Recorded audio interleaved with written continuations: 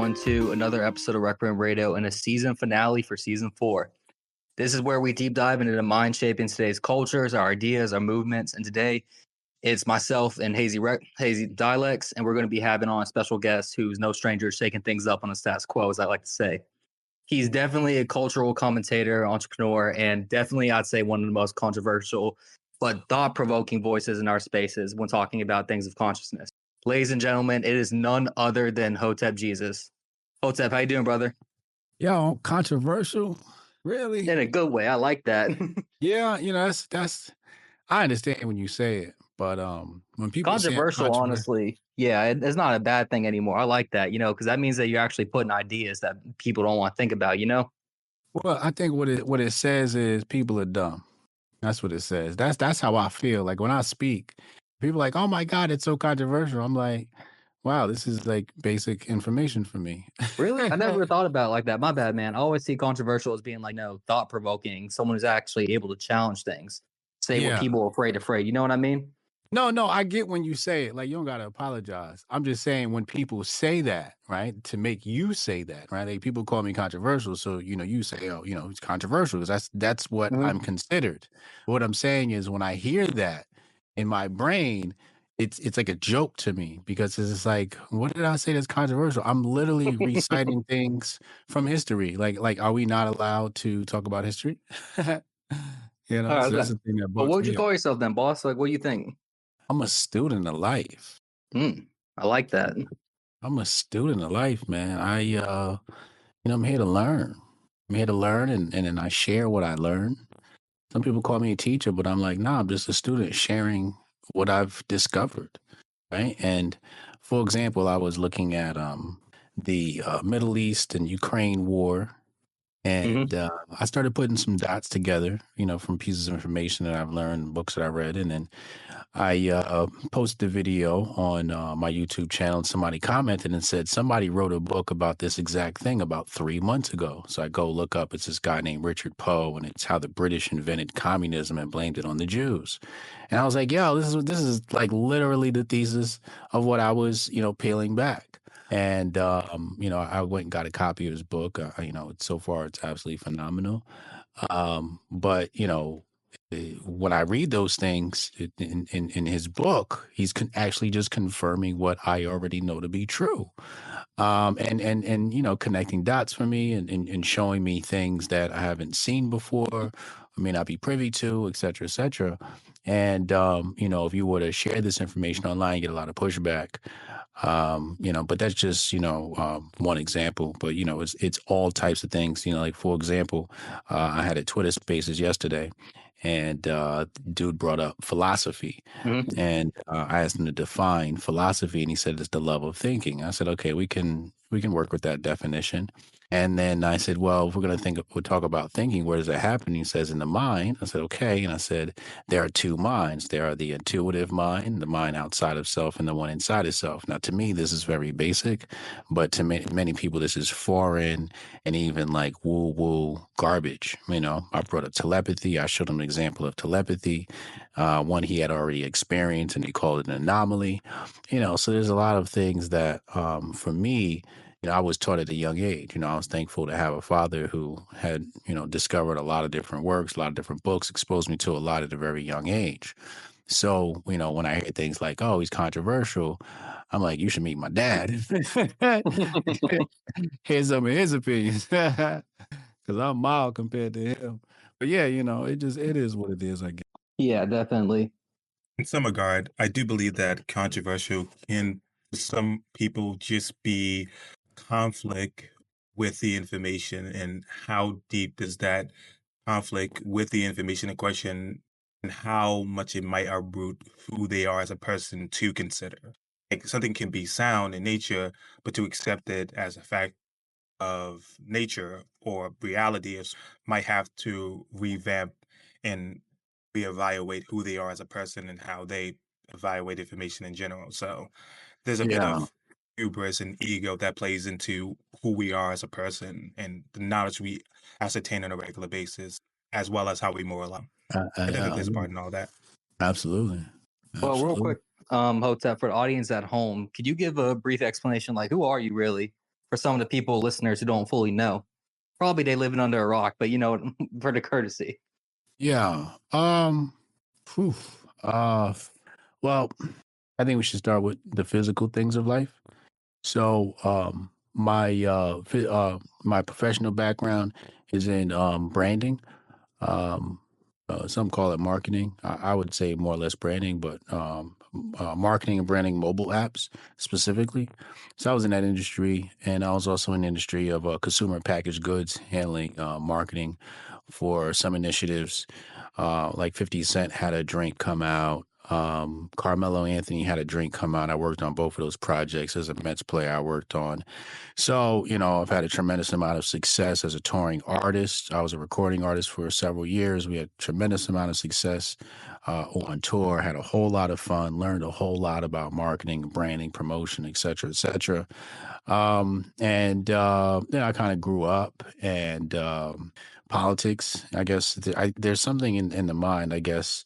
Really what it is. I think it's when you have kids. You have kids, you start pay attention to politics more because these things are going to affect them in the future. So I'm somebody who knew absolutely zero about politics. I would probably say I still know nothing about politics. But started paying attention, asking a lot of questions and doing a lot of reading up, starting around 2016, and really, getting into studies like the Russian Revolution, Bolshevik Revolution, aka, started getting into modern monetary theory, the history of banking, economics. So I got into all these different things. And, anytime you do any sort of study, you should probably write a paper on it. So I wrote a paper. It's called the Patriot Report, Unmasking the Conspiracy of Money and War. And this is a detailed report on central banking history, the history of central banking, specifically in the United States. It begins with some examples from Europe. But primarily the book is about central banking in the United States, how it developed into what we now call the Federal Reserve. So, a lot of people get online and they like to use, basic bitch talking points. I didn't want to be that person. I have imposter syndrome. So whenever I don't know something, I really want to get in and study it and really understand what it is I'm talking about. Cause I don't want to sound like, I'm just saying things and don't know what they mean. For example, I remember some news story came across the timeline and I said, this is quite Orwellian. Now, I knew that, from the basic bitch talking point, but I had not actually, gotten into Orwell's work. I read some of his stuff about the technique of writing, but this aspect of Orwell where he gets into communism, et cetera, I had never actually known about that side of him until I started putting two to two together. I was like, wait, I just said Orwellian. This comes from George Orwell. I've studied George Orwell's writing. What is this side of, things, right? So I got into his work and really studying and learning more about the Fabian socialists and things he said about his work as a socialist in 1984, Animal Farm, his writings and teachings, et cetera, et cetera. But it's because I recognized in myself that I was just using terms that I didn't understand, that I heard other people use, right? So this thirst for knowledge is what has driven me throughout life. I've always been like an autodidact, an auto starter, just self starter. So yeah, so it sort of evolved, and then there was a bit of a war online around 2016 between the Black left and our contingent, who were pejoratively called Hoteps. And that's how we ended up being called Hotep. Then they, some of my naysayers called me Hotep Jesus. So, that became my new moniker. And we decided to form a nonprofit organization. And what we do is we support the homeschooling community. So we're partnered with Home Hacker Camp, and we sponsor kids who can't afford it, the ability to learn about robotics, coding, et cetera, et cetera. And then I have a company, a supplement company. Many supplements have vegetable oil in them and other extracts and isolates. So what we want to do is bring a fresh approach where it's 100% herbal. So we start at menofwater.com, and we have the testosterone supplement. We have the brain supplement for focus and concentration. And then we also have a sleep pill, menofwater.com, coupon code, Griff Report. You can get that for 30% off. And as you can see right there, I have a sales background. I used to sell mortgages. In fact, I was a major part of the housing crisis of 2008. A lot of people may know about that. The movie Big Short is about that. If you haven't, if you're not familiar with the subject matter, so yeah, had a ton of life experience come from I was like 22, 21 at the time when I started in the mortgage business, and all of my colleagues were like 40 plus, 50, married. So I had 10 big brothers, right? And it really helped develop me, my sales skill, my confidence, et cetera, et cetera. So I had a very unique professional experience. I did not graduate from college. I thought college was a waste of my time. I wanted to get right to the money. I wanted to go straight to the league. So, very thankful for the fact that I did not go to college, because I don't know what garbage they probably would have put in my head. But I saw very, very early on that college was, pretty much a scam. But yeah, that's who I am. Yeah. By the way, for those at home, a lot of the businesses such as the Hotep Nation, Order of Men, and a lot of the supplements that were described here can also be found collectively on his site. It's very easily communicated there, as well as the multitude of books that he has written. So I would highly advise checking out the site when you do get a chance. Yeah, I'm gonna need some of those supplements too. I got insomnia from the military, so that could really help out. Got you. Absolutely. So I like, though, how you talking about life experience as being an important thing, because one thing I feel like is being lacked in the political sphere is either two groups of people where it's like celebrities who are like multimillionaires, like lecturing people on politics, or it's people whose entire career is doing like only political commentary and they spent their whole lives doing that. Like, I think Destiny, for example, where it's like I'm being lectured by a guy about how I should live my life. And he's like, a multimillionaire living in Florida, and he spent his whole life not doing labor jobs or anything like that. Do you think there's some truth behind that? How does like more life experience carries you compared to like how much you read on stuff?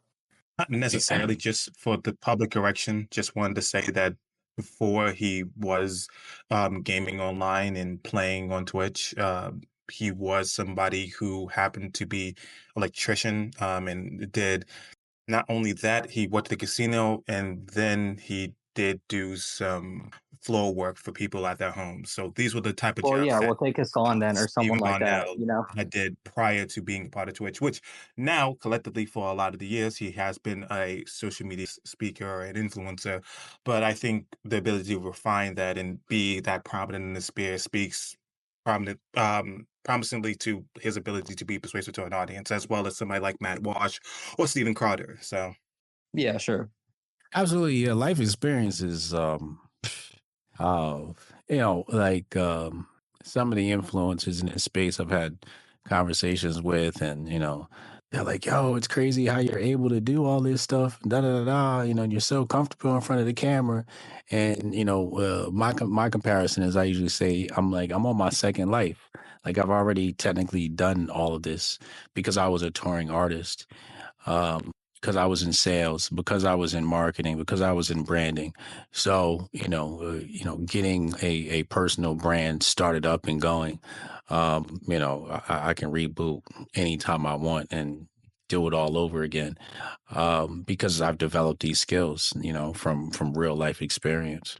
one of the questions I wanted to ask you, since a lot of these things, since it's marketing a crypto influencer, whether that been establishing your collective ideas and analysis through booking, as well as one of the funniest things I saw occur during your Joe Rogan interview when you said Hope Taps has been told you, it was such a smooth way to promote your own podcast and channel in a way that just seamlessly felt like you just ending a sentence that it led Joe Rogan to inquire, what did you mean beyond that?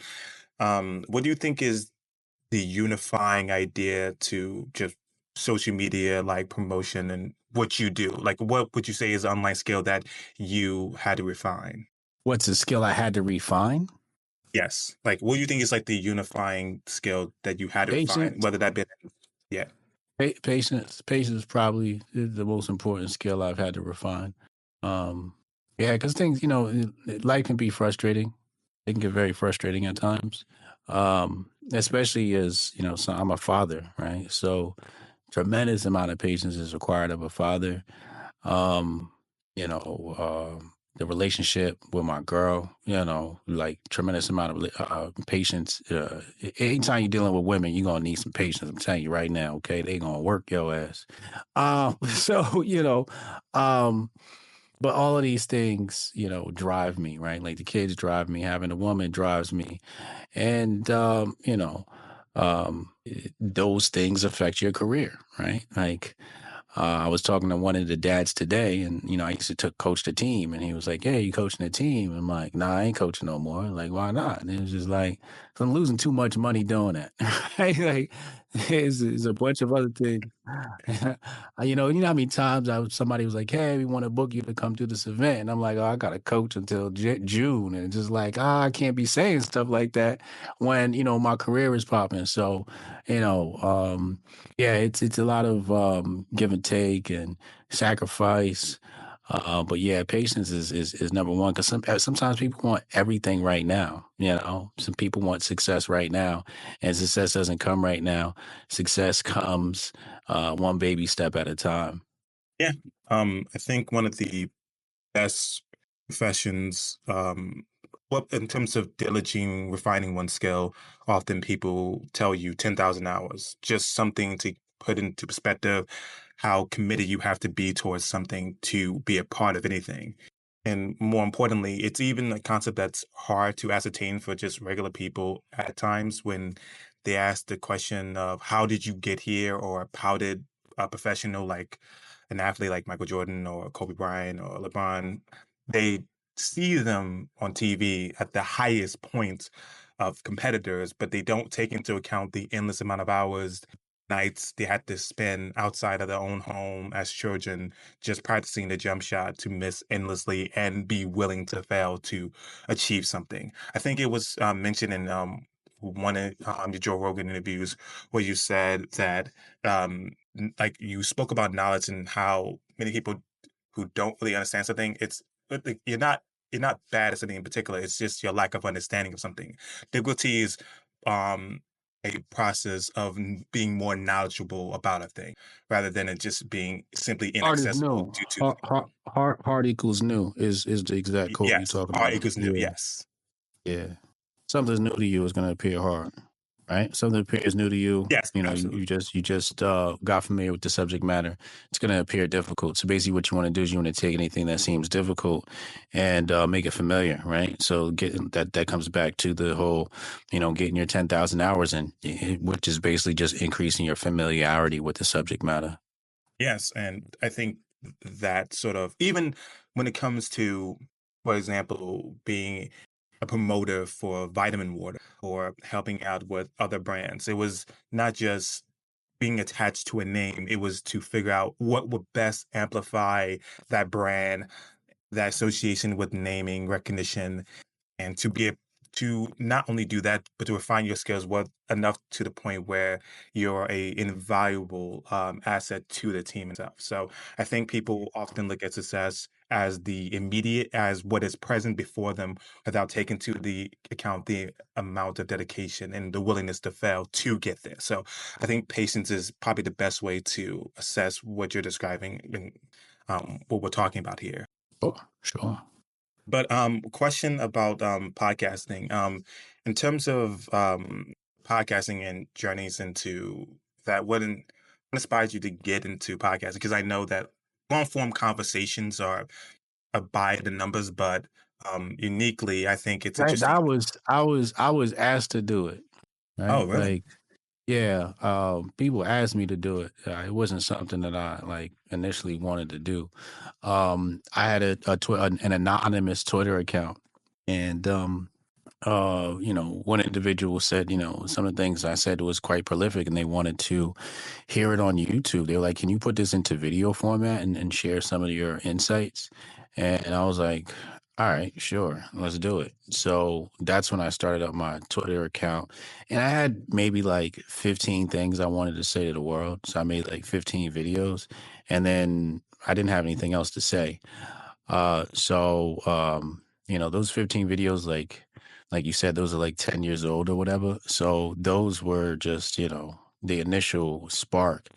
And after that, I just got to studying and I just started studying. And then I came back and shared some of my discoveries and then disappeared again. And then, because some of the earlier videos were, what do you call it? In opposition to Black Lives Matter. So I was interviewing people like Darren Seals, who, went to war with Black Lives Matter on the ground in Ferguson. I mean, to the point where Blue Vest DeRay McKesson, he smacked him. He literally put hands on DeRay McKesson, who was representing Black Lives Matter at the time. So I was, in my second life on YouTube, that's the subject matter I was dealing with. And then Trump came along, and then I was starting to dive into the politics of things because that election was so huge.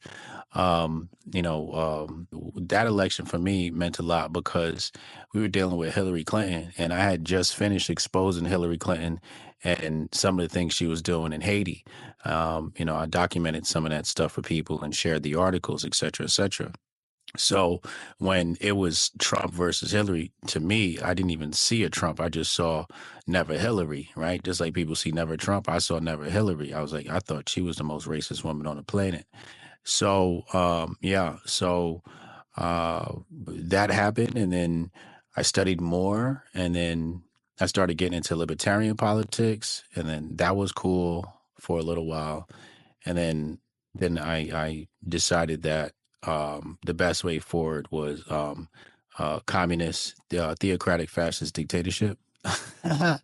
So that's where my politics lies now. And that's a lot of content that I talk about now is the creation of a new state.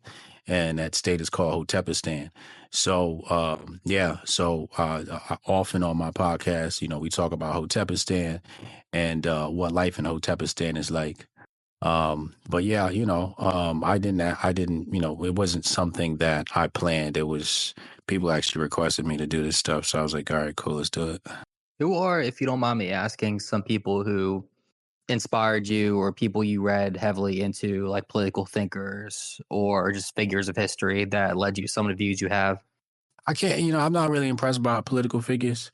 I like to just dive into, the history, right? So, mandatory history studies are like Anthony C. Sutton, right? Like you got to dive into his, Bolshevik Revolution financed by Wall Street. You got to dive into stuff like Murray Rothbard. Like Murray Rothbard is, if not one of the best, the best. Have you ever read Thomas Han Sowell. Herman Hoppe by any chance? I haven't gotten in any hop yet. Not Yeah, yet. I think you'd like him. He's pretty cool. Sorry about that, though. Yeah. Hoppe, he's popular in the libertarian circles, Hoppian philosophies and all of that. I tend not to deal with the people like Hops. I tend not to deal with like Ayn Rand and this stuff. That stuff doesn't interest me. I just want somebody to document the history and I'll form my own politics from it. So I mostly read like, just like, history, just whoever's documented the history. Any particular historians you could recommend to the audience to check into? Yeah, like I just named some, right? Like Soul, Sutton, Rothbard, Clark, John Herbert Clark, Dr. Benton, Shaka Akmos, Dr. Kaba Kamene. Those are some of the Black study authors. Who else? Carol Quigley. Carol Quigley is, that's the work I'm studying right now. It's a 1,000-page book called Tragedy and Hope, which is phenomenal read. Everybody's got to read. Richard Poe, I talked about him earlier. I think his work is absolutely phenomenal. Walter Williams, History of whatchamacallit, minimum wage in South Africa, the racist history of minimum wage in South Africa. I thought that was fascinating research. But yeah, that's some of the ones that come to mind. Oh, Robert Greene. Robert Greene. Some people look at the 48 Laws of Power, right? They say, oh, 48 Laws of Power is evil, da da da.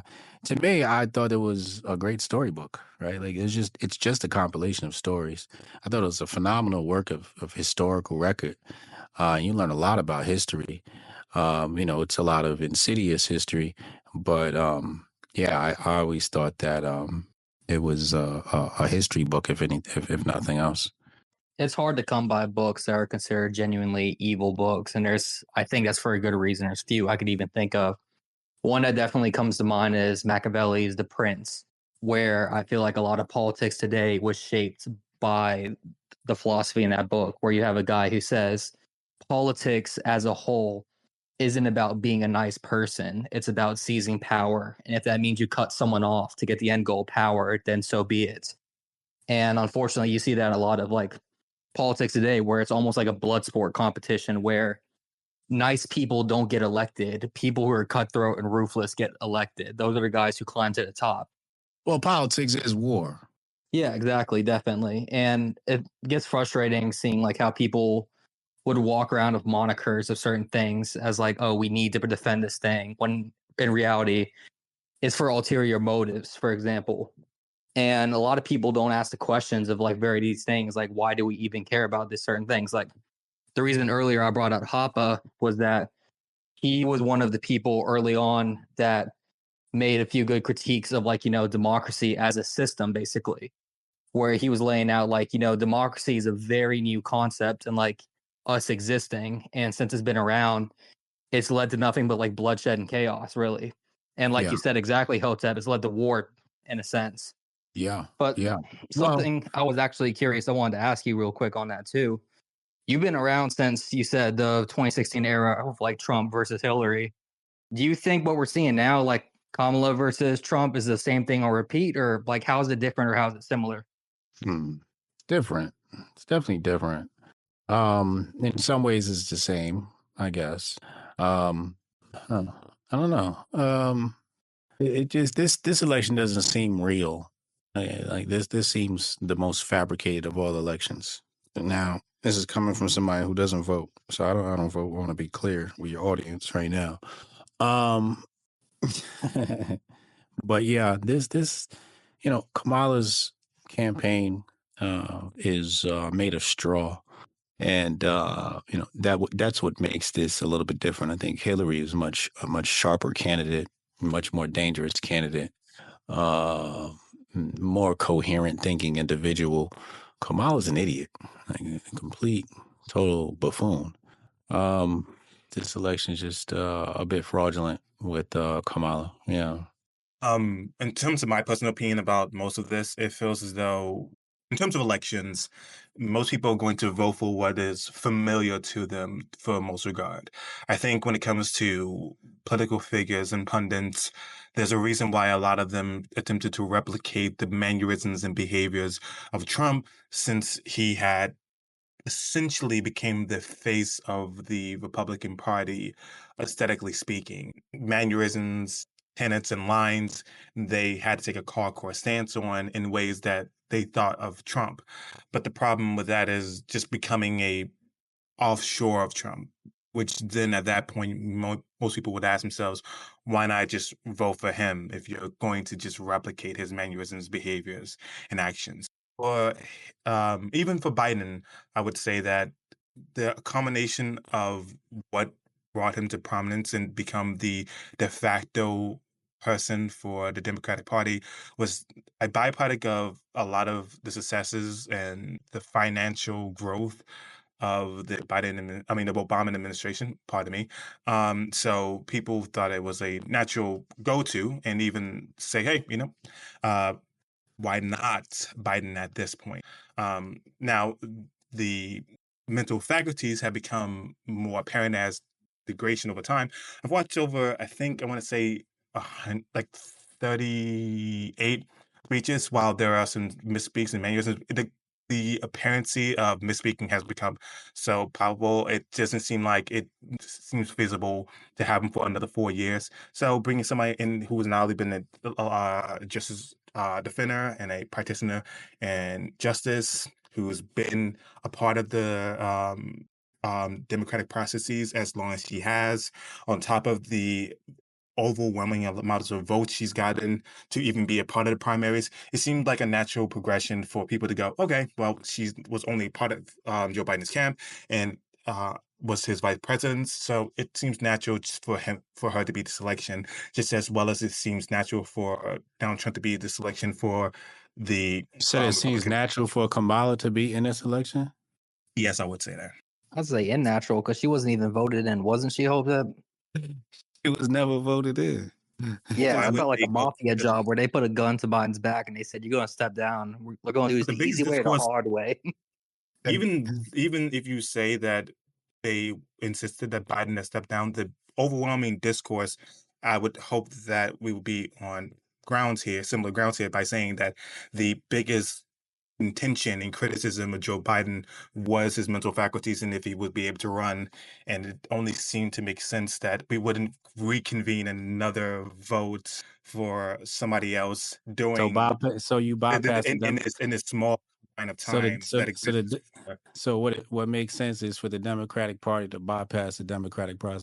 I mean, no, I would say that most people That's what could still happened. vote. I would say that most people could still vote for whoever they want. That's what happened, right? That's what happened, right? When you say that's what happened, are you speaking as them picking her as the primary during the time That's period when it's like correct. two? That's correct. Yeah, I agree too. And I'm speaking, there was no and I'm gonna democratic speak. process at all. Yeah, I'm gonna speak for myself on this real quick. But if you want me to be honest, it's to me just hypocritical how Democrats are beating people with a drum on their head saying democracy, democracy, democracy. We need to like vote Trump out so we can preserve democracy. And in the same breath, they're doing like Sopranos level like mafia shit where you have Joe Biden say he's not stepping down unless Jesus Christ himself tells him to. And then 3 days later says he's stepping down after he got a call from like Pelosi. To me, that just seems a bit fishy. Now, look, I'm not that smartest guy. This ain't That's the just only weird, time either. This ain't the only time they did this to Bernie twice. Exactly. Bernie had a good chance twice, and then Hillary basically cut him at the knees. And it's kind of like, I don't know if you ever played Fallout New Vegas, but the opening scene of it is like the truth is it was rigged from the start. Like, this was all pandering and shows and stuff. Remember when Yeah. Bernie Sanders went on The View and Whoopi Goldberg badgered him? She said, "Bernie, when are you stepping down? Why won't you step down?" No, that's the sad thing about it, and that's why I have so much. Party. Yeah, I don't have trust. Democratic Party, yeah. No, definitely. And look, I'm gonna be real. Like, I'm not gonna be voting either because, like, I don't have trust in either Republicans or Democrats and a lot of this stuff. To me, it feels like I'm watching two sides of the same coin being flipped like a head toss to see like which one's gonna control things for a while. There's no real change is gonna happen. You know what I mean?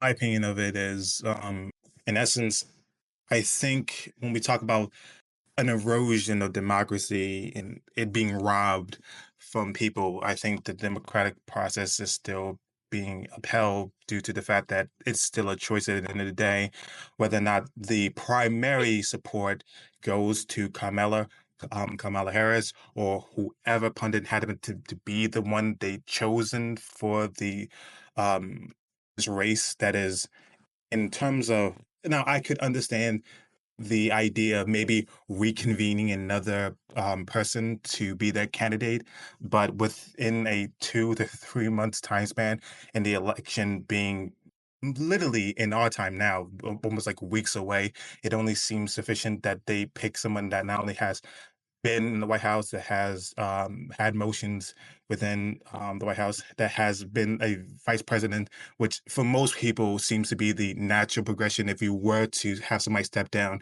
as the primary figure who was going to be running to have the VP be the person who be the primary runner. So for that confine, but According to what ultimately, it's logic? not as though people cannot vote According to what logic? According to what logic does it say that makes sense to do? In terms of democracy, everything, if you still have the choice to No, pick you whoever said you want to do no, it. you said it makes sense to have the VP. Now, I understand the concept of if something happens to the president, the VP becomes the new president, right? Like if he were to pass away, the VP becomes president. But he's not passed Mhm. away. He's not passed away. That's not what happened. Okay. He stepped down as the candidate. Now Kamala got less than 1% the first time, so nobody wanted Kamala. All right. Nobody asked for Kamala. We didn't land on Kamala. Kamala landed on us. That's not democracy. And I'm not a fan of democracy. I hate democracy. I think democracy is retarded. Amen. But at the end of the day, you can't be the party of democracy and not have a vote. Hey, Hotep, you okay if I ask you a question on something? Yeah. So I remember during the 2016 era of politics, there was this big whiplash where you had figures like, Turning Point bringing out like Candace and stuff like that. And there was this whole rhetoric about, oh, we left a like Democratic plantation. Mm-hmm. And I always found that to be like weird rhetoric because like, what are your thoughts on that? Because to me, this is just me personally. It feels like all they really did was make them a token for like, Democrats on the left and flip them to be a token for like the right. You know what I mean? Mm-hmm. And they tried to do that with Kanye. And I think that's why Kanye left Candace and a lot of that group because he's like, you guys are just using me because I'm black, Mm-hmm. But that's just my thoughts. Yeah. Yeah, the whole plantation talk was funny to me because I always thought there was two plantations, one blue and one red, and everybody's a slave to them. Now some people are not, right? But when she was doing that, I'm like, okay, so you shucking and jiving for the right, but you're getting paid to do that. So, to me, I thought Candace was just doing her job, right? Which means that I can't really take what she says seriously because it's just a paid ad, right? Like it's like somebody endorses, a brand of soap and it's like, Brett Favre or whatever, right? And it's just like, okay, but we know he got a paid endorsement to do that, right? So, Kevin Hart, Fabletics, he might be a part owner. We don't know what the relationship is, but we understand that he has an interest. So when I looked at Candace Owens speaking and stuff, I was like, oh, she has a direct interest, a financial interest in spewing some of this rhetoric. It's not how I would talk. I believe that, with the platform she had, I could create a lot more change in our world.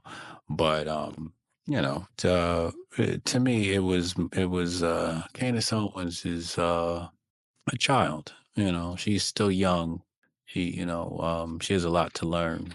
So, yeah, I take everything she says with a grain of salt. I was there. I was there. Matter of fact, that's the story I was going to tell you. In the early days of Turning Point USA, they flew us out to Arizona, and it was all the black conservatives, and I was one of the ones selected. And we having this lunch, and James T. Harris, conservative radio host, black conservative radio host, I believe down in Texas, comes up to me, shakes my hand, gives me a big hug, says, "Thank you, thank you, thank you." And I'm like, "What I do?" He said, my son, I was trying to, we never saw eye to eye with this politics. He's liberal. He wanted to be a communist. But then he found your YouTube channel and you changed his viewpoint. Now me and my son can have constructive conversations and, he's not a communist no more, blah, blah, blah, blah. And I thought, did I lose you?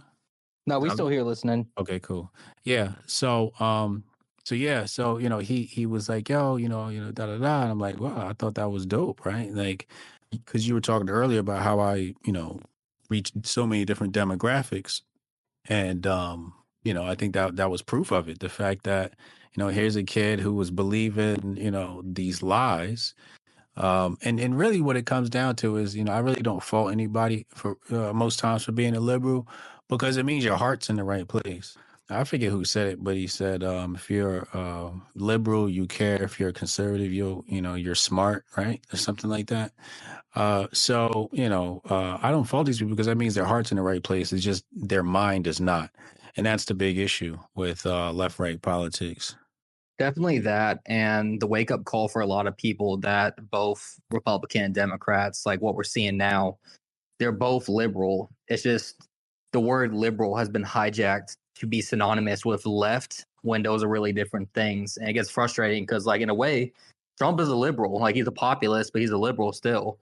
Same as how, the Democrats, they're liberal as well, because liberalism was an invention, a brand new thing from the French Revolution that kind of like went after like that. And for most of human history, we had, I'm sure you noticed, like monarchies and like hierarchies and like empires and stuff. And that's what people don't really understand. We're really in like no man's territory what we're doing here. If you look at the entire history of humans existing, we are nothing but like a pin drop for all these concepts such as like equality, democracy, liberalism. All these things is very new ground. And it gets frustrating because I'm looking at this stuff and I'm wondering, when are we going to call it quits? When are we going to say this was a failed experiment and try the next new thing? It doesn't have to be monarchism. It could be have something different, And that's what I get worried about a lot of times when like looking at these people for stuff like that. Oh yeah, I thought it was worth mentioning, to a certain degree, while we were on the topic of democracy and um, how the functions or the natural progressions of the system operates. The 25th Amendment was a 19 I want to say 1976, usually due to disabilities or relations to impediments, which I believe, for the most part, the collective, whether you be right or left, conservative, or even apolitical, for the most part, people collectively have been discussing for a while now. Biden's disabilities and ailments and ability to form coherent sentences to the point where people could make compilations of his inability to have a conversation and a coaching discussion.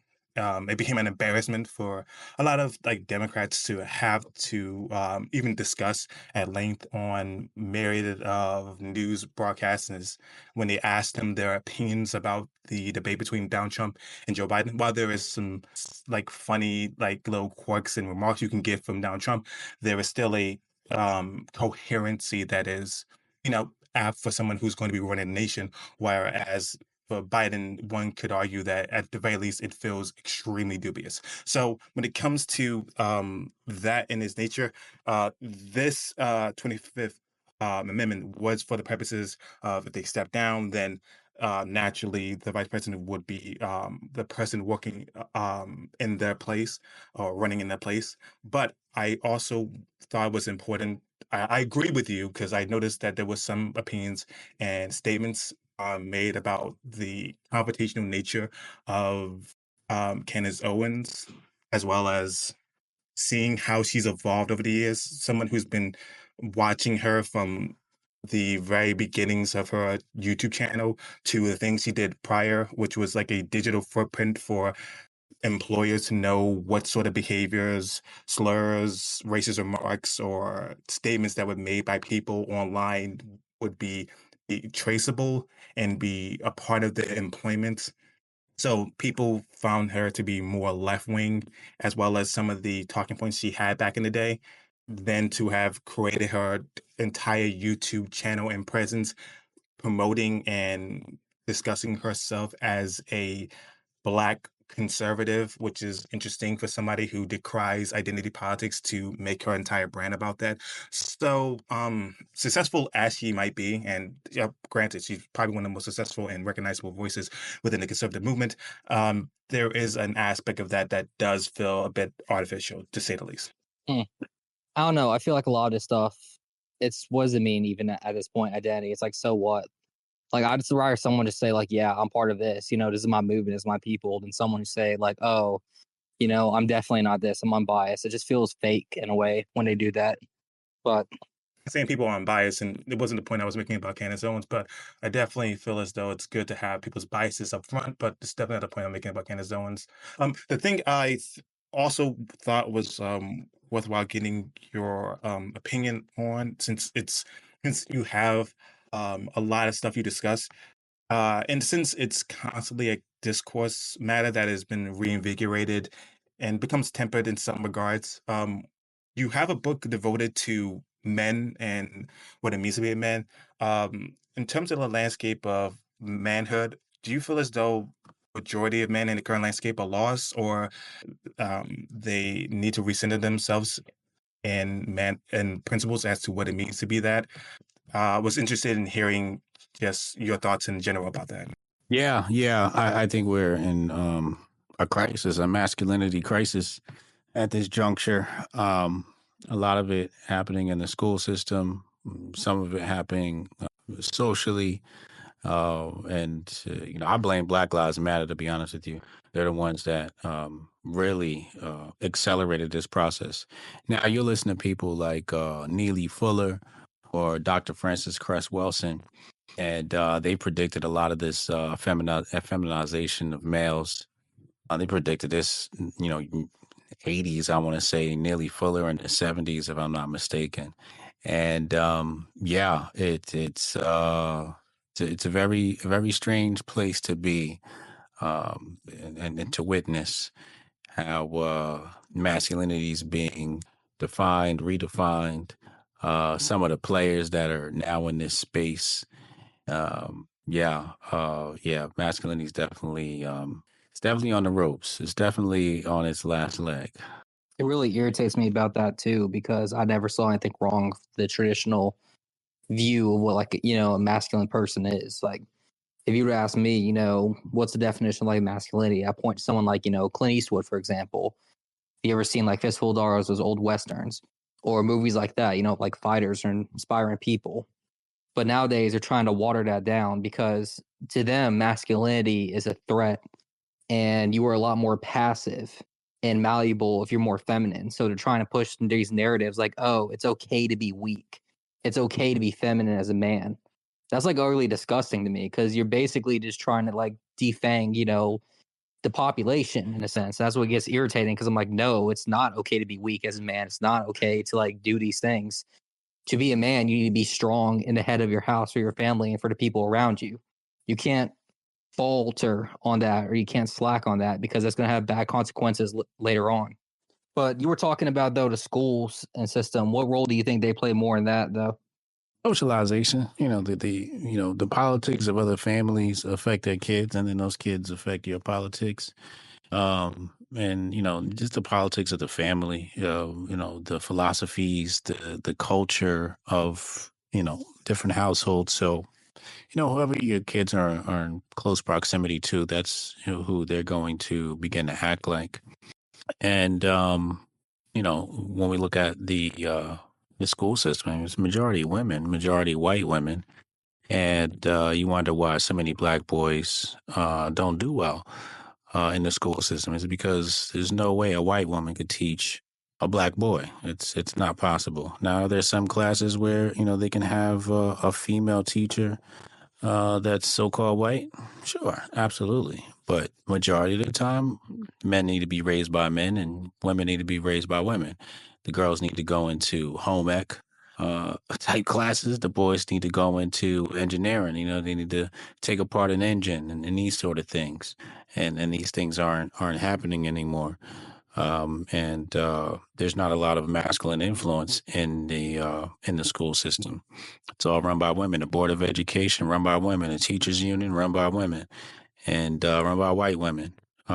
So you're gonna wonder why some people excel in this world and some people don't. At least easier, and then others are gonna have hurdles. And anything about modern politics, the people crying on the left, blue hair, white liberal lady, right? Like, so these people are the ones that are not in the education system. And I witnessed this before I took my kids out of school. The year that Trump won the election, I was ecstatic. My kids came home from school. They got off the bus. They came inside the house and they were just dragging their feet. And I'd never seen them come home like this, ever. Maybe one because he had a bad day, or the other because he had a bad day, but both of them at the same time, same look, same face. Never seen it. So I said, "What's wrong with you guys?" I said, "How was school?" And they were like, "All right." And then they kept moving. And I noticed the same answer. I said, "What happened?" And they're like, something Trump. So I was like, "Everybody in your school was upset that Trump won?" They said, "Yeah." So I'm like, "Oh, wow." So, I had to sit down and give them a nice talk and let them know, not to worry about it, et cetera, et cetera. But, all the people in the school were distraught because Trump had won the election. And, I understand, people follow their politics, but to allow this to affect the children, I thought was, it's dangerous. It's very dangerous. Yeah, politics should be for the parents to worry about, not for a school monolith. Yeah, you shouldn't put that on kids. You shouldn't. Kids, I think it's at the time they're like second or third grade, right? Like, these kids want to be happy. You shouldn't put the burdens of the world on these children. and that's what they did. You know, these liberal white women, um, and to me, that's one of the biggest dangers. I remember a bit of a personal thing for me, Hotep, but here's the reason you took your kids out being really good. I was helping out my auntie, and I was picking up her kid from school, and she was in, I believe, 6th grade at the time. And, I was just helping her out family. And I asked, like, hey, how was it? And because it was like her first month in school. And then she started asking me like these weird questions. She asked me like, hey, what is a, pansexual? I'm like, what? Like, where'd you even hear that word? She's like, what's a asex? Like all these things like that is weird stuff. Come to figure out that the school recently made like something called like a gay straight alliance club where they were going out and giving pamphlets and like quote unquote educating in middle school to like children who are like, hey, here's what this is. And that just makes me scratch my head because they're like, well, technically it's a loophole because it's a club. It's not actually the school administration, but Right. they're still dripping their poison in there basically and trying to find ways to get like out of lawsuits basically. Mm-hmm. And I just found that really disgusting that I'm like, wow, you're in 6th grade and you're like asking me these random questions. Like when I was in 6th grade, I didn't know what any of that stuff was. Right. Exactly. And that was a big part of why I took my kids out of school, man. The major part why I took my kids out of school. I didn't want them being exposed to that stuff. You feel like though overall your kids are doing like way better? Like it's a difference since they've been out? Yeah, behaviorally, they're completely different people. Nice. They're like way more mature. They have a massive vocabulary. They have a better friend group. Yeah. And what advice would you give the audience members who are thinking about like homeschooling their kids if they want to start doing that? Because I know some people get worried about that sometimes. Know why you want to do it. Know why you want to Exactly. do it, right? So you can always, because it's not easy, so, you're going to deal with, you're going to deal with the difficulties of homeschooling. And when times get rough, sometimes you're going to want to say, oh, let's just put them back in school. And that's the moment where you got to say to yourself, well, why are we doing this? Right. And if you can remember that, then I think you're going to be in a pretty good place.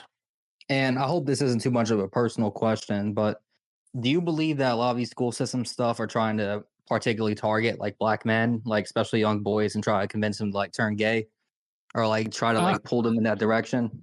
I think the target is all races. I believe that black people are very great with expression. Black people have a long history of social activism, right? So, black people have a long history of being influential through the arts and entertainment. So I think what they do is they use that. They use those skill sets, those natural proclivities to drive the greater culture forward, the culture that they want to create. And that's why they target black people because, like we were talking about with Kamala, like the only reason why Kamala is a nominee is because they get to tap into black energy.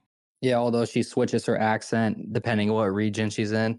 Exactly. She'll try to have like, a quote unquote black accent and then have like, quote unquote like Southern white accent. I'm like, what is she doing? Yeah. But that's the thing. Excuse me. That's what they want to tap into, right? They want to tap into that black energy. When they brought Kamala out, they brought out all the big guns. They brought out Oprah. They brought out Obama. You see what Obama said last week? Black man, you better get yourself together. But that's the energy that they want to tap into. So that's why you'll see them use us in that manner. But so that, it's not specifically that we are a target. We are a target, but you have to know the reason why black people are a target, and it's for our influence, for our professional, artistic. Also, black people deal in entertainment news and entertainment celebrities a lot more than other races, and because of that, you can use celebrity to influence people, to influence voices and minds, et cetera, et cetera. So that's why it's a target, but everybody's a target. Yeah, like having Hulk Hogan Hulk Hogan speak down Trump rally. I forgot about Hulk Hogan at the Trump rally. Yo, Hogan at the Trump rally was the best thing I seen on TV in a minute, bro. That was hilarious. That was hilarious, bro. But yeah, Bro, it seems like the same thing, but it's not. It's not. It's similar. It's similar because they are tapping into, um, culture and entertainment. But did Trump need Hulk? No, he didn't. He didn't need Hulk. He was going to get the same amount of votes with or without Hulk. That's the main difference. Hulk is somebody who um, realized his brain was strong enough without bowing to the liberal world order, right? So that's why Hulk lives there. Some people, when you're an entertainer, you are beholden to the Democratic Party. You are a prisoner of Democratic and liberal politics. If you come outside of that, you are unemployed. That's the difference. Where you're almost held ransom. That's the difference. So for Yeah, Hulk, it's yeah. very freeing. I always look back at the freedom of association for some people who espouse the idea of wanting to benefit from particular ideas or notions, principles to espouse for a particular party. Um, but even then, I would say that counterculture in and of itself has like become its own like market in of itself, whereas people are selling movies or creating genres or media or subscription services, such as like the Daily Wire. So it's some people might feel as though it puts them on the outskirts. I feel as though it just results in appealing to a different market because we can watch even nowadays. I remember seeing Yeah, I would how not. I Lil would Nas not X suggest. had I would not suggest. I would not suggest listening to Ben Shapiro. I would definitely advise against that. oh, this not necessarily the point. But it's just the fact that like I think that how much the alternative media has grown in its influence, so much so that speculations about being paid parties or Russian collusion has now resurfaced, has a resurgence in ways I never assumed it would. But aside from that, it's interesting to see how that has become its own market in and of itself. When the whole Lil Nas X thing happened with that gospel song, there were a multitude of artists that came out overtly against not only Lil Nas X's video, but made music videos vehemently against just LGBTQ sexuality in general. So I think that like the fact that there's a market that exists for people to just devote their time, effort, and finances to, and that is prosperous and advantageous for even people to go into, even if that isn't one of the core beliefs, or it even if it is the core beliefs, it's even better. I think it speaks volumes about how not exactly off skirts from like society people are like, or they won't be banished from society. It's just a different marketplace that they'll be appealing to at best. I don't know what the hell you just said, bro. About marketing and how people like how the person who used I to be just part of don't. It just sound like you were sidestepping my point. That's what it sound like. It I'm sound sorry, like what was your point again? I don't mean to it seem sound like like I'm sidestepping deflection. it. What exactly was the point? So I don't feel as though I'm engaging in a way that you feel as though is dishonest. So what exactly was the point again? No, it's not. It's not that it's dishonest. You're just defensive. So it's a natural. It's a natural thing when you're dealing with the ego. We talked about that before. But when we were talking about the usage of entertainment, and then you jump to Hulk Hogan and used it as a reference, and then you brought up the Daily Wire. Oh, but It was just like, oh, yeah. sorry. hey, I thought we were just talking about. Oh, my apologies. I heard you spoke candidly about both sides and how they participate in it. So I just thought that was a worthwhile example to mention in the conversation But when it's, we're talking about but it's, Kamala Harris, we're I talking about understand. celebrities I coming out to understand, but promote these individuals. And I thought that Hulk Hogan was a funny contribution to that. It wasn't sidestepping anything you were discussing. But by all means, I won't be as asserting as much in the conversation. You no, guys it's can okay. It was just a dismiss my misunderstanding. You good? on Yeah, it's that just a regard. misunderstanding. no, You no, guys can proceed. you Go got ahead. it. No, I'm an asshole. You know what I'm saying? Like straight up and down, I'm an asshole. So like, he's talking about before. What's the greatest, skill? You got to learn. And I said patience. The reason why I said patience because I don't got none. So when you started talking, it was just like you started biting at my patience. Like I didn't see the relevancies. It just sounded like babble. And I don't mean to hurt your feelings because, but, when the audience listens to Hotep Jesus, they want to hear Hotep Jesus. They want to hear me be me. They want to hear me be an asshole because that's what I naturally am. And yeah, it just sounded like babble. And it was just rotting at my patience. By all Yeah, it was just a means, we'll make misunderstanding. sure I'm sorry to about that. But from hey, this point on. Yeah, let's keep yeah, it moving though, by okay? all means, let's do what we can to avoid that facet. I'll keep my contribution to him.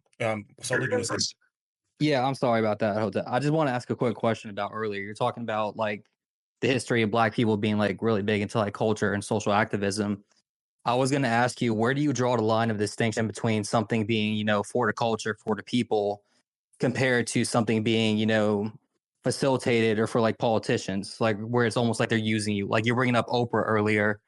How do you know, like, okay, this is for us compared to this is for them? Mm, I think understanding um, nation building, community building. Like that's one of the things I'm good at is building community. We have the Hotep community. So when you understand community building, you understand what's important to community building.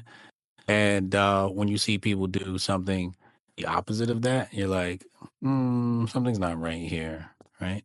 And then you can start to point those things out. Also, you start to see repetition of history. Uh, Malcolm X has talked about how they use the entertainer. Malcolm X has talked extensively about this actually, how they use the entertainer to fool the Negro. So studying the greats also helps. But yeah, like I look at things from a common sense perspective, right? Let's take somebody like Oprah. Okay, Oprah is rich. Okay. That means you can't even really pay Oprah, right? Like she's so rich, you can't even really pay her, right? So when they bring her out, really, it's like, okay, this is an act of desperation, where there are some other interests involved. There's some favors that need to be reconciled, et cetera, et cetera. When you bring somebody like Barack Obama out, and Barack Obama has to campaign with Kamala Harris. When you bring all these different entertainers out, for example, I'll give you a good example. Name one Black conservative radio station, radio host, TV show. They don't exist. They're not allowed to exist. It's taboo. The fact that we don't have a choice. White people got a choice. They got conservative media. They got liberal media. Black people do not have conservative. We're not allowed to have conservative media. So that right there lets the fact that we don't have a voice on the other side means that our politics is going to be one sided. And every time somebody does say something conservative, they get canceled. They lose sponsorship and all types of stuff, and they lose their record deals. And you know, um, it just goes Is to that show what you think happened who's to in you? charge. What happened to who? Oh, Ye. Do you think that happened to Kanye, Nah, I think what Ye or did was was. he a different case? I mean, it's similar, but I wouldn't equate that. I would just say, just name one artist that came out in support of Trump. One Black artist that came out in support of Trump. I can name one, but I the can machine. think, was it? Yeah. It's nearly impossible. It's nearly impossible thing to do. So I'll let where we are, as far as entertainment and politics and Black people is concerned. Do you think it's always been like this though? Like, where did it all go wrong? When did it become like this? Or Integration.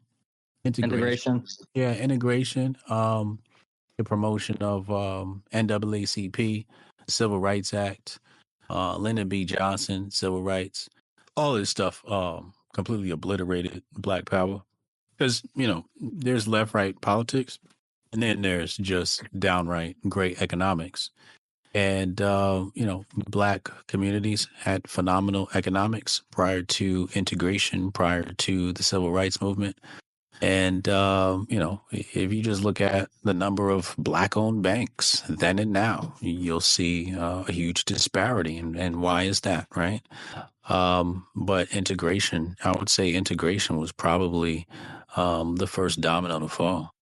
And what would you say to people who try to argue that, groups during that time, like MLK and even Malcolm X, they're fighting for like the Civil Rights Act? You say it's just history revisionism, right? You said what? If someone was asking you the question, like, well, I thought, those groups were fighting for what was the Civil Rights Act, Yeah. how would you like help that person and tell them like, well, that's not really the case or true? Because I I feel like, and you could correct me on this if I'm wrong, but the figures of MLK Jr. and Malcolm X, especially in school, has been almost like revisionist history washed, if that makes any yeah. sense. Yeah. You know, I couldn't see myself doing it actually, trying to explain this to somebody. We'd have to first break down, where was the black community and how was the black community thriving, right? So we had coalitions, we had co-ops, we had mutual aid societies. And really, what it comes down to, it's just about philosophy, right? So some people's philosophy is, oh, white supremacy is bad and we need social justice now. Some people's philosophy is, I don't care about any of that. Let's sustain our own economies. Let's build, a strong military base and our own political coalition. And if you say those things and somebody's opposed to those, then what we have is a philosophical disagreement, and then we'll have to have a talk about that. But I think if your philosophy is independence, then they should have no problem understanding these concepts. Are you familiar at all with like the Black Wall Street? Yeah. Could you explain? Because I'm ignorant on that portion, right? That's something I'm not as familiar with. But like, what went wrong with that? Like, what happened? Because I Uh, thought black people were like building a community for themselves, and like, correct me on this, but wasn't it like destroyed or something? Or well, that's the thing, right? Yeah, first of all, there was not just one Black Wall Street. There are multiple Black Wall Streets. Detroit, Chicago, New York, you name it. Um, but what you just said is exactly what's wrong with this story, because you say Black Wall Street, and the only thing that people remember, this is no fault of yours because everybody says this. The first thing people say is, "Oh, it was a Black Wall Street and it was destroyed," and nobody usually asks is, "Well, how was it built in the first place? that's What a was good it?" point right there. Yeah. Right? What was it like before the destruction? Hmm. Okay. Then you have to ask yourself, well, what happened after the destruction? Right. So nobody talks about the building. Nobody talks about the building. They talk about the destruction, and then nobody talks about the rebuilding. Nobody talks about the black men who were in a gunfight all night. It's just we got our ass whooped. It wasn't these black men defended themselves with firearms. It was Black Wall Street got destroyed. It wasn't black people defended their territory and rebuilt their empire, their little mini empire. It was we got our asses kicked. And that's the lie. So what really went down then? What's the truth? It was attacked, it was defended, and it was rebuilt. And it stood for some 40 years later and didn't start falling until integration. So integration in a way was them to destroy them and keep them under, like you were saying earlier. Then, Integration damn, was disintegration. damn, I But didn't think even think about about that. it like that. Think about it like this, right? Your money can only be spent with your people, right? So that means black people can only do business with black business. Now, white people can do business with black business. Many were, and this is how the Jim Crow laws came about, because black people and white people were actually getting along. You wouldn't, that's another thing when they talk about the history of Jim Crow. They say white people didn't like black people, but really they created the law because white people were losing business to black business. But anyway, so you have black people spending money with black business. Then you create integration. So what does that do? Black people started spending their money elsewhere. Black people started moving into white neighborhoods. And then If little I could by ask little. you Mm-hmm. on that though, do you think there's any way they can recover that? Like, or is the damage too far gone? Like, how do you come back from that then? If you have like, integration being disintegration, how do we recover this group to bring them back to the former glory? Um, It's a very good. I have a very gory response for that. Mhm. You've got to bring people to the brink of what do you call it? Extinction. The brink of exhaustion. The brink of It's going to have to get a whole lot worse before it gets better then, right? starvation. Yeah. But that's all. That's for all American people. Like all American. You know, the issue is everybody's too comfortable. And that's why revolutions used to work really well back in the day. Because you know what else did you have to do, right? Like you're a 20-year-old kid, right, and you're hanging out in the block and smoking squares or whatever. Today, it's kind of hard. You know, the revolution now happens on Twitter. Revolution happens on TikTok, right? So you got this what I would say faux revolution, this fake revolution. Everybody's posing, et cetera, et cetera. Back in the day, you had to get up, you had to leave your house. So today, revolution is way too comfortable. You know, and Gandhi, I'm not a big fan of Gandhi, but even Gandhi had to stop eating for a few days to make some change, right? he had to fast and starve himself, right? Today it's just like, you know, you take your shirt off and pull your titties out, and you're a revolutionary. So you know, like I said, you know, Americans have it way too good for there to be any real revolution. Football's on; everybody's got to watch their football. You know, Caesar, you know, turns his games on, and people tune in, and you know, that's just what that's going to be. Caesar's turn. I didn't even think about it like that. It's actually, yeah, that's true. Yeah, Caesar's games, man. You know, Caesar's games is hard to compete with. Do you think, though, because people are so comfort, I know I hear people on left and right say it's a lot that they think a civil war could occur in our lifetime. Do you think that could be possible? No, Yeah, I understand that. no, I don't believe in the whole Civil War situation. Um, I think what's the name? There's a movie that just came out called Civil War. You see that? That movie was so. They got Texas and California being allies in that movie. I'm like, what type of world is this? Yeah, yeah. If there was to be a civil war, I think that is an accurate depiction You don't of think what. it'll be the South versus the North 2.0? No, I'm not talking about the specifics. What I'm saying Oh, is okay, that okay. it would take some sort of cataclysmic event to spark things off. That's fair. Like a dictatorship or something like that happen. Well, I think natural disaster, That too, you yeah, know, yeah. a pandemic, a financial crash, which is basically just a form of unrest. You know, I think it might be a form of unrest could come about. Can I ask you a question going back a bit, talking about like racial relations and things like that, where you said, you know, when we're talking about integration, Mm-hmm. there was a panel, and I'm trying to remember the name of the individual on there, but I know it wasn't Richard Spencer, but it was one of those guys. And he was invited on a panel for like, you know, it was like a black conference. And the name escapes me off the top of my head. Apologies about that. But he basically said, like, why can't I just live in my own spot and be away from people and then vice versa? And he like said, like, I have no qualms or problems whatsoever with, you know, black people live in their own communities and neighborhoods and then vice versa. Like, do you think that's going to be more common in political talk in the future, or do you think it's still considered Who fringe by the said that? status quo? Who said I'm that? trying to remember his name because that was like a clip from like 2019, I believe. It sounds like babble to me. You think it's Babel? All right. Yeah, you know, everybody's grifting off of race relations to these days, and you know, it's everybody wants to be edgy and talk about, the white people gonna live here and the black people gonna live there, and it's all just it's just fantasy, you know, and people saying stuff for clicks, but it's not a realistic thing. You can't escape brown people in America, you know, and this goes beyond, you know, the thing is, like, there's so many brown people coming to America, you're gonna wish you seen some black folk. You wait and see, you know, like all these Indians and whatnot.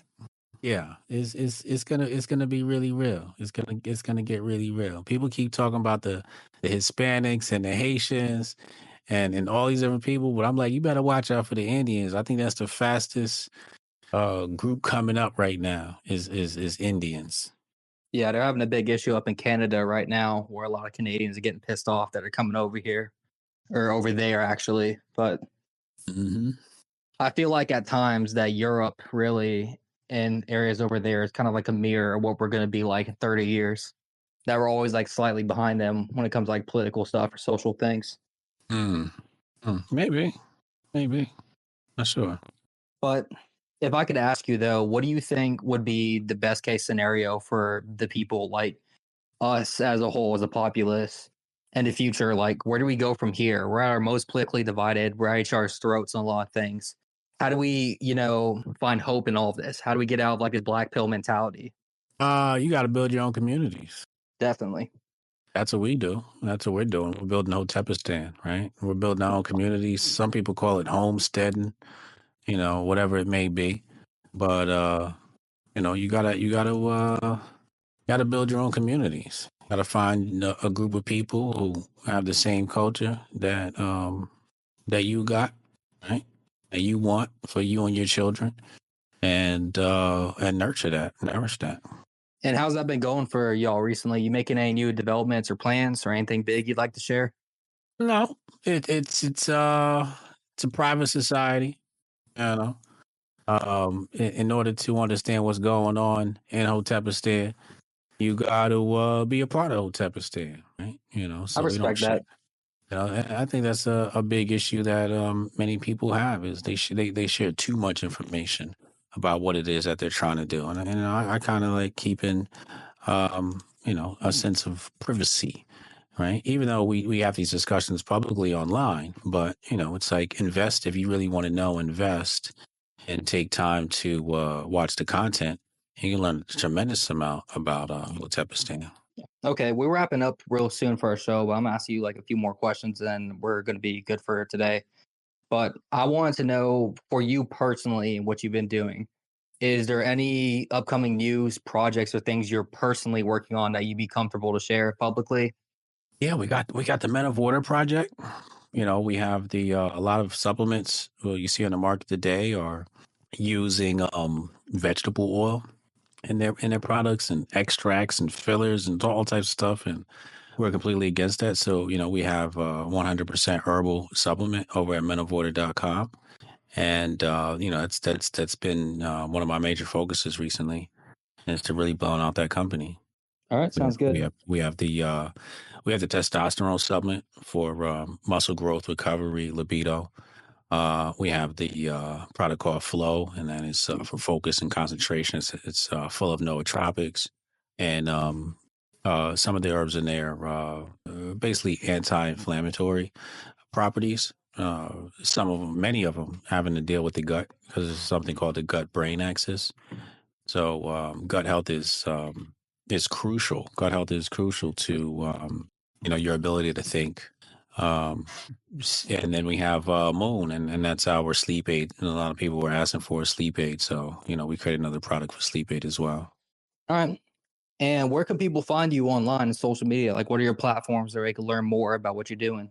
I do a daily show on kick.com. You can follow me there. We have a lot of fun on Kick, and 2 p.m. Eastern every day. Help you get over that that work hump. But yeah, 2 p.m. Eastern every day. I'm over on Kick.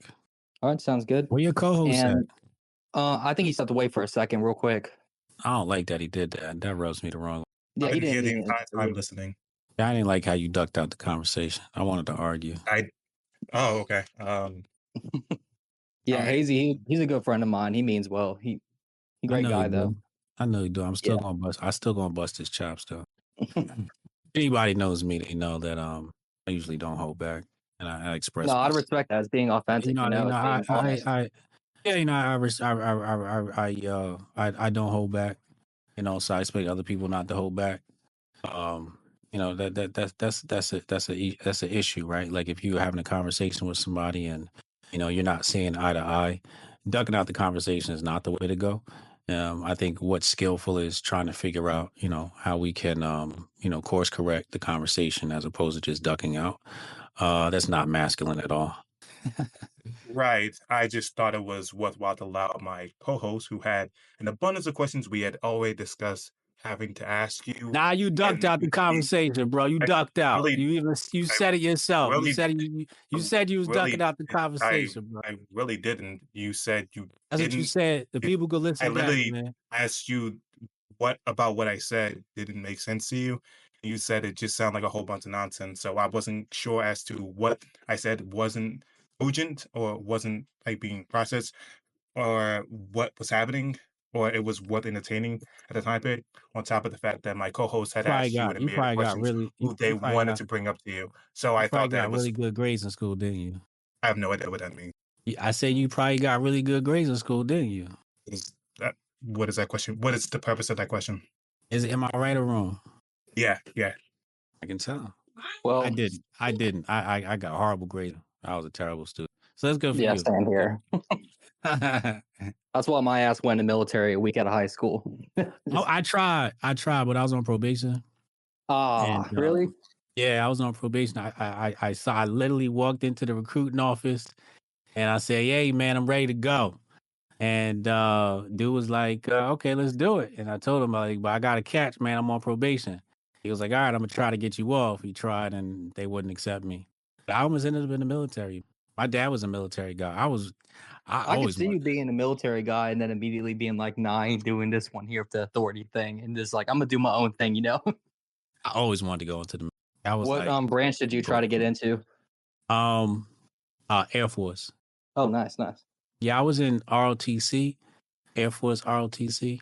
So I kind of knew the whole Air Force, thing. And I wanted to fly planes. That was one of my dreams. I grew up on Top Gun and shit like that, so I wanted to fly a plane. You seen Top Gun Maverick? Oh, that. Oh, that was good. Oh, come on. You didn't like it? It was classic. What do you mean? That was one Oh, of I the thought you best were saying movies. like you were scoffing like no. Okay, I was about Oh to say I no, thought no, no, no. Oh, I love. I made my dad watch that movie. Yeah. Oh, what was crazy is I watched that movie, and then I had to go back and watch the first Top Gun.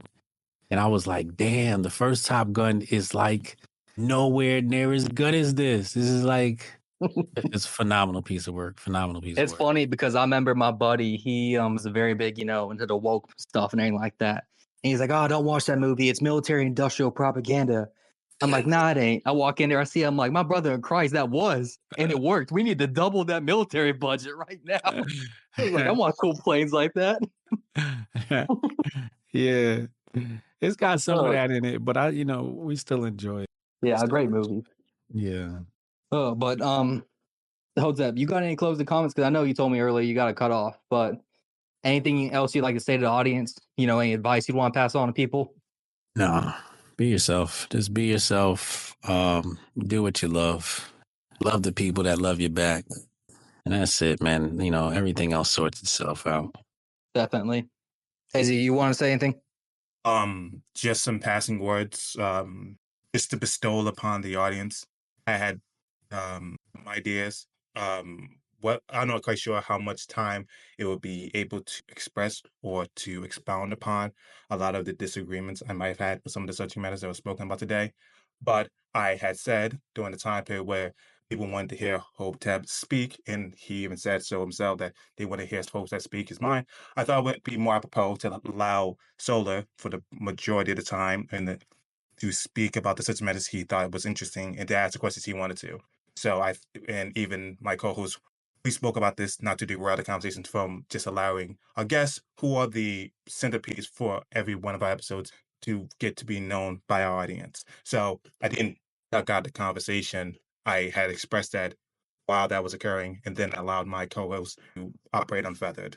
I hope that everyone at home, enjoyed this episode, as well as our guest had a great time discussing and expressing himself about the myriad of topics that he's often interested and invested in. And I highly suggest that our audience at home check out his website, since he does do a show regularly on Kick, as well as you can watch some of his episodes on podcasts on YouTube. But that's everything for me, and hopefully we have a good one. Yeah, God bless you, Hotep. Thanks for being on our show, man. Hey, appreciate it, bro. Yeah, definitely.